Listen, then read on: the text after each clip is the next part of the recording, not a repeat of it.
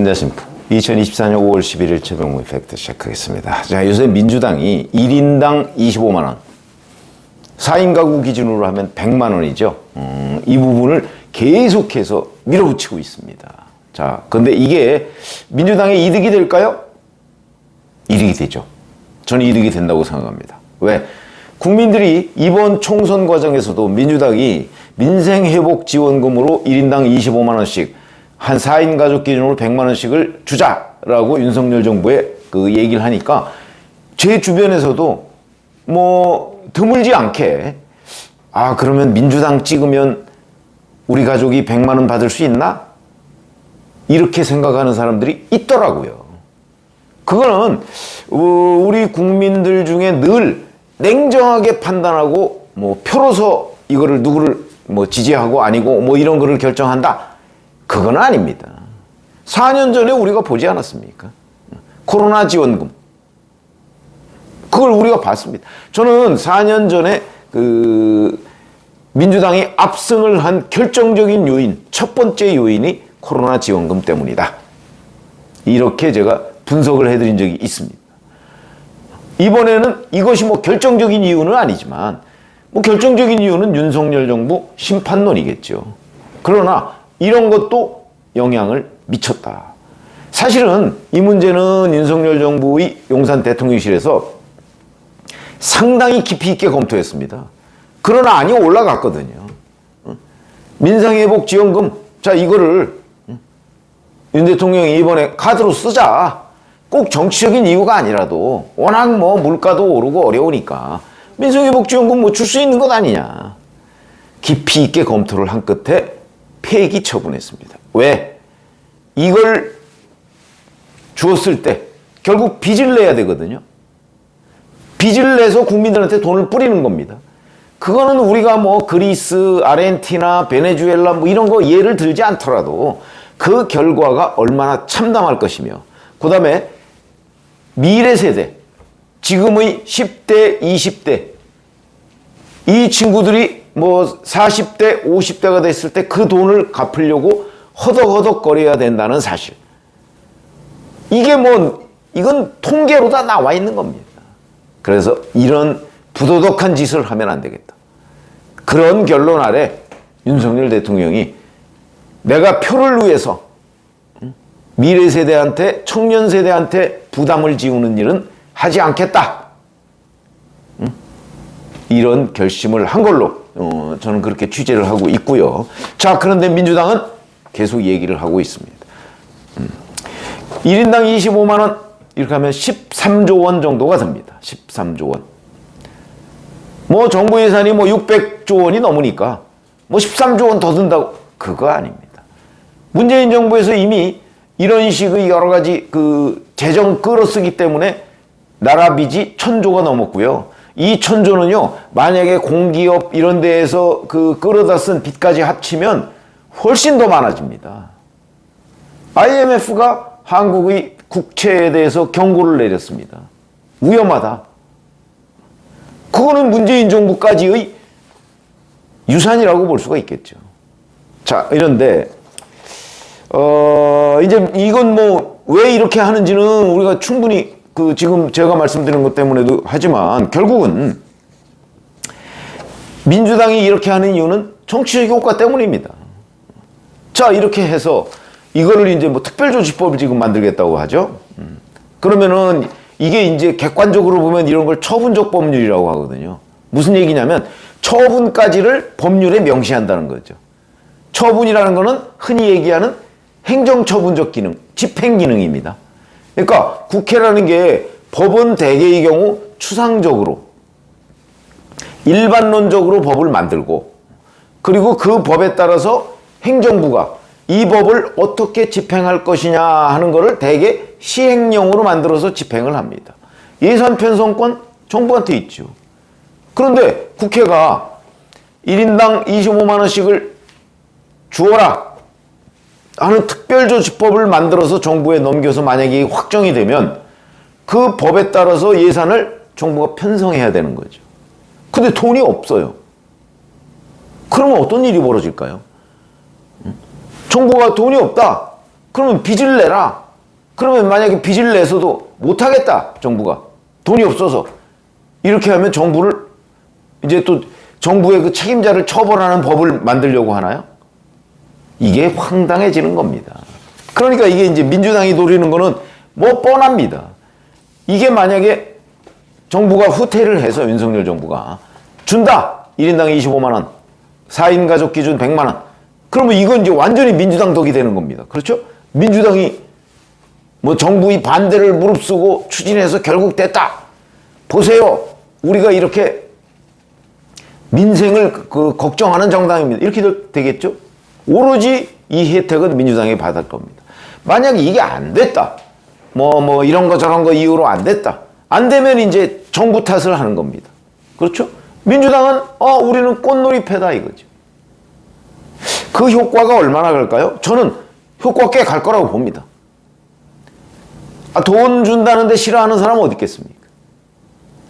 근데 오히려 지금의 10대, 20대, 30대 젊은 세대들이 분노해야 된다. 왜?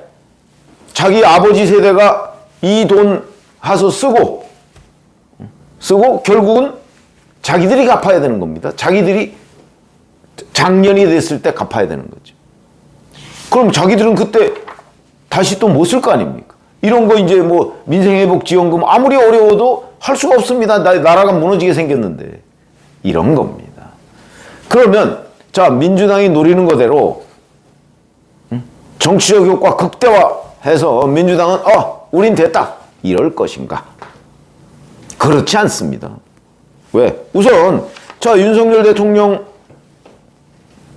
아마 이거 특별조치법 넘어오면 이건 뭐 법률가로서 또는 정치인으로서도 도저히 인정할 수가 없는 부분입니다. 그렇게 할 것 같으면 총선 전에 했죠. 그러면 아마 지금보다 10석 내지 20석은 더 얻었을걸요? 그걸 안 했잖아요, 그때. 그때는 우리가 총선에서 10석, 20석을 잃더라도 원칙을 깨면 곤란하다 하는 판단이거든요. 그래, 당연히 거부권 행사하죠. 재의 요구권 행사하죠. 재표결, 아마 재표결에서도 저는 국민의힘에서 뭐 8명 이상이 민주당 손 안 들어줄 것 같습니다. 민주당에서도 적어도 건전한 사고방식을 가지고 있는 의원이 있을 수 있거든요. 그러면 이건 곤란한 거죠. 그 재표결에서도 저는 부결될 걸로 봅니다. 근데 이것만 보면, 여기까지 보면 민주당은 효과 100점입니다. 아까 되면 민주당 덕, 안 되면 윤석열 정부 탓. 이렇게 될 거기 때문에. 근데 그게 아닙니다. 국민의힘이든 누구든 헌법소원을 낼 거거든요.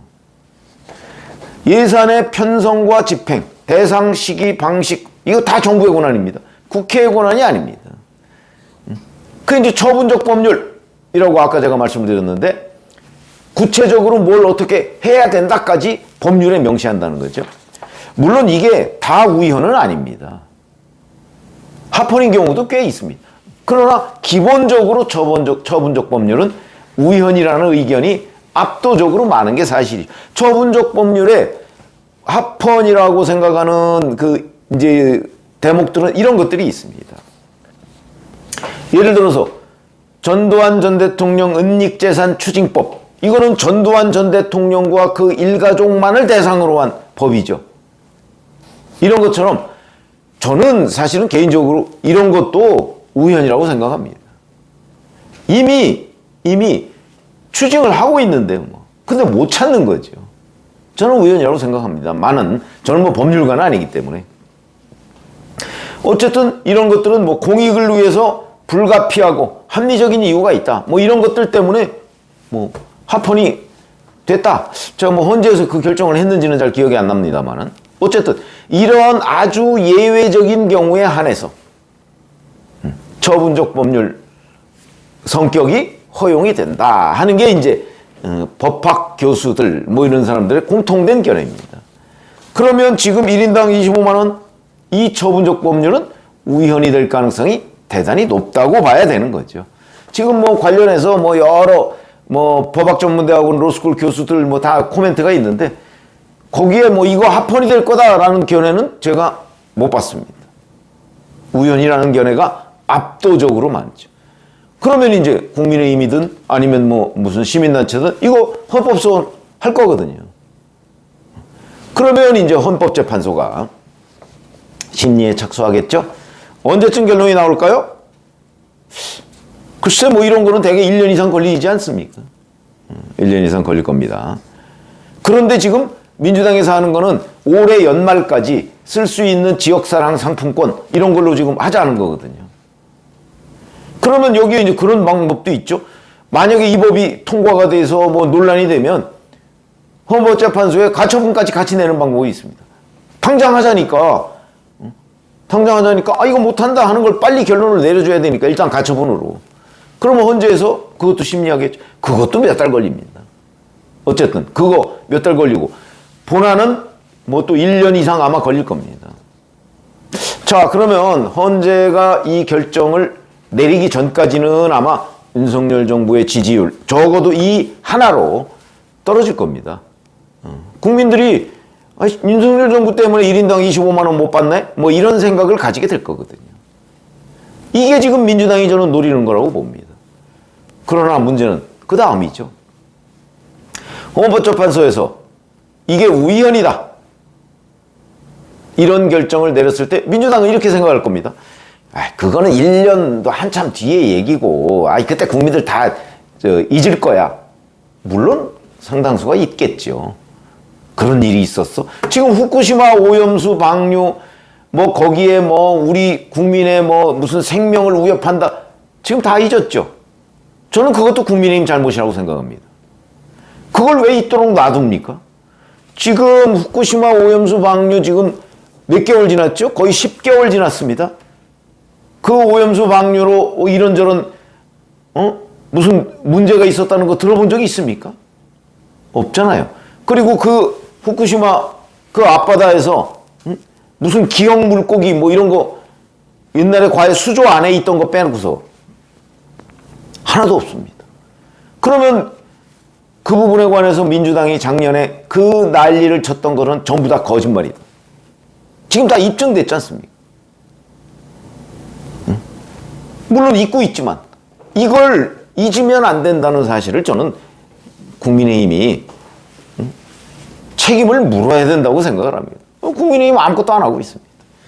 이런 것처럼. 그러나 어찌됐든 간에 헌법재판소에서 결론이 날 겁니다. 저는 우연으로 나올 가능성이 뭐 거의 100%다 이렇게 생각합니다.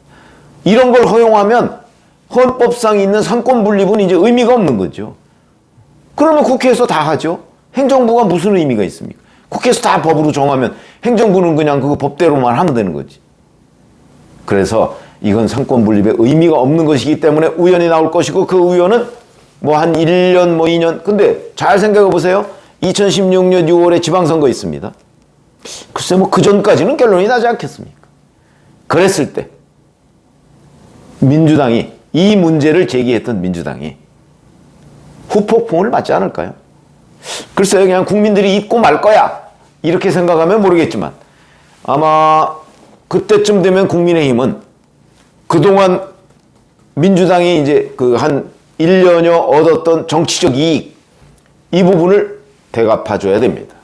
국민의힘이 그런 화력이 별로 없었던 전례가 있지만 지방선거 앞두고서는 또 화력이 부활될 수도 있고 그때가 가서 뭐 누가 대표가 될지는 모르지만 이런 부분을 반드시 지적을 해야 된다. 그래서 제가 이거는 소탐대실이 될 것이다.